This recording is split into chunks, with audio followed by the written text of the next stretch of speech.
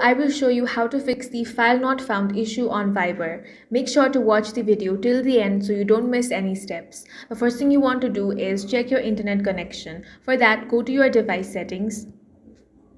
Now head over to connections. Here you want to confirm that you're connected to Wi-Fi or mobile data. If you're already connected, try turning the connection off for about 20 seconds and then turning it back on. Sometimes a simple refresh is enough to solve the problem. If that doesn't fix the issue, you want to open the Viber app. Now you want to tap on the More icon at the bottom right corner. From here, tap on Settings. Now select Media. On this page, make sure all the media related options are enabled. Incorrect media settings can prevent Viber from loading or locating your files properly. After adjusting these settings, refresh the app and log back into your Viber account.